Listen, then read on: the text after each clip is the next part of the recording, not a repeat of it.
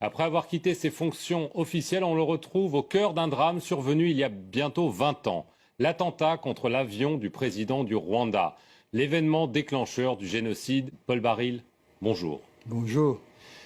Alors on va parler du Rwanda parce que ces jours-ci sort un livre qui s'appelle Le capitaine Baril brise le silence, la tragédie du Rwanda, ses origines, ses coupables, aux éditions Jean Picolec. Et vous n'y allez pas par quatre chemins, à savoir que vous prenez à rebours la thèse officielle qui veut que ce sont des extrémistes Hutus qui ont descendu, entre guillemets, l'avion du président Habyarimana, qui était lui-même Hutu mais jugé trop modéré, pour ensuite déclencher le génocide contre les Tutsis.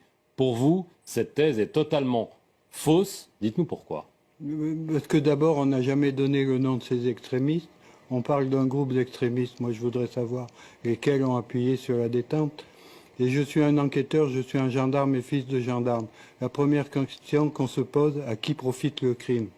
Le crime, il profite à une seule et même personne, c'est Kagame. Sans cet attentat, il ne serait pas chef d'État aujourd'hui. Paul Kagame, qui était donc le leader du Front patriotique rwandais, le mouvement rebelle de l'époque. Non, il n'était pas le leader du mouvement patriotique, il était le chef des services de renseignement de l'Ouganda. Il était militaire ougandais, il percevait un salaire ougandais et il a été en Amérique faire des stages dans les unités spéciales américaines avec un passeport ougandais. C'était un rebelle et c'est un terroriste avéré. Alors, vous lancez des accusations très graves contre Paul Kagame parce que vous insinuez que c'est lui, le FPR, donc son mouvement, qui a commis cet attentat dans le but de déclencher des massacres et de prendre le pouvoir. Alors que la version la plus largement partagée, c'est que ce sont les Tutsis, et donc les gens comme Paul Kagame, qui ont été victimes de ce génocide. Comment est-ce que vous pouvez affirmer que c'est lui qui a tout manigancé comme ça? Revenons un peu d'histoire. Le 1er octobre 1990, l'Ouganda, avec 3000 rebelles Tutsis, attaque le Rwanda. L'Ouganda, je dis bien, de Museveni, qui est complice de Kagame. La France a des accords de coopération de défense avec le Rwanda depuis 1975, signés par le président Giscard d'Estaing.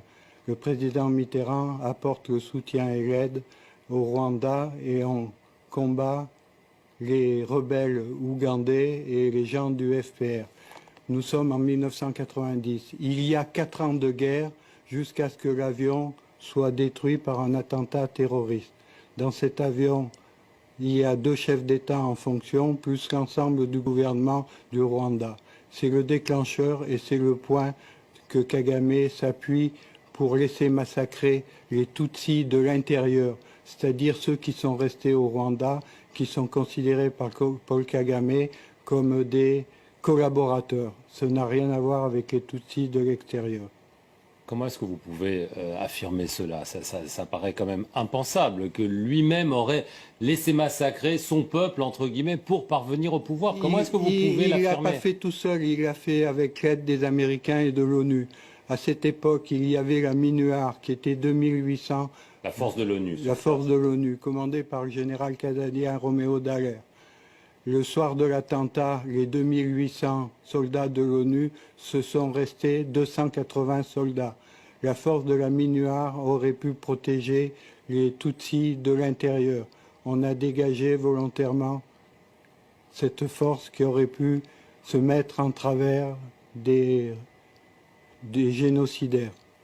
Mais alors, vous affirmez ces liens entre Paul Kagame et la CIA. Vous laissez même entendre que la CIA était parfaitement au courant des agissements, y compris donc de cet attentat qu'il aurait organisé. Ce sont des accusations très très graves que vous portez. En 1994, encore le sang coule encore à Kigali. Au mois de juillet, Kagame décore ses amis américains de la CIA. Je donne les noms dans le livre, je donne les dates, etc. En 1994, au mois de juillet. Il les décore et il les remercie de leur aide et de leur soutien. Est-ce que ça veut dire que la CIA est impliquée dans cet attentat? Ils sont impliqués dans le plan global de chasser les francophones de la zone des Grands Lacs. Pas seulement du Rwanda, mais également des autres pays voisins. Il faut savoir que la CIA avait un ami et un complice qui est le président Museveni. Il a été choisi parce qu'il faisait barrage à l'islamisme venant du Soudan, de Hassan el-Tourabi et de Omar el-Béchir.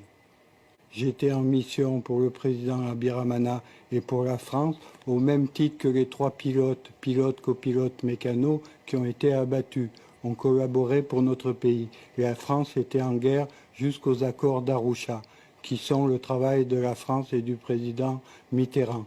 Les accords d'Arusha que Kagame avait acceptés, qu'il a refusé de suivre en faisant l'attentat de l'avion. Il avait le prétexte pour intervenir militairement. Et concernant, je faisais partie du même dispositif que le pilote, que copilote et le mécano qui appartenait à une société civile qui s'appelait la SATIF. C'était pour le travail de la France, de notre pays. Je voudrais rappeler, parce que c'est important, le juge Bruguière, qui n'est pas quelqu'un de rigolo, qui a pendant 20 ans a mené la politique antiterroriste en France, avait établi 9 mandats d'arrêt internationaux concernant Kagame et son team. Je vous rappellerai que le juge espagnol Meirelles, sur l'assassinat d'Espagnols, l'Espagne n'a rien à voir, il n'y a pas eu de militaire au Rwanda, a établi 40 mandats d'arrêt internationaux. Quand on superpose ces 2 listes, il y a 5 noms qui ressortent, l'état-major de Kagame et Kagame lui-même. Je suis le dernier survivant de l'équipe qui accuse Paul Kagame. Et Paul Kagame, je l'ai connu, on a mangé ensemble et il me demandait une télécommande. Vous le racontez d'ailleurs. Il me demandait une télécommande à distance pour assassiner le président Abiramana. Et je voudrais vous faire remarquer une chose. Pourquoi je suis au centre de ce dossier? Parce que je suis le seul à avoir poussé la justice à ouvrir une information. C'est moi qui ai fait déposer les plaintes. Sans le capitaine Baril, aujourd'hui, il n'y aurait pas de dossier ouvert. Et je rappellerai qu'il y a eu l'équipage d'assassiner le pilote, le copilote et le mécano, mais le lendemain, il y a eu 2 gendarmes qui étaient des coopérants et l'épouse d'un gendarme qui a été assassiné. L'instruction n'a pas déterminé quels sont les assassins, il n'y a pas eu de procès, et moi, ce que je demande, c'est que les parties civiles et les familles aient enfin la vérité et que les coupables soient arrêtés et châtiés. Très bien, écoutez Paul Baril, merci beaucoup de nous avoir livré vos vérités. Vous pourrez les lire dans cet ouvrage à paraître très bientôt. Merci à vous d'avoir regardé cet entretien sur notre antenne. Restez-y pour plus d'informations.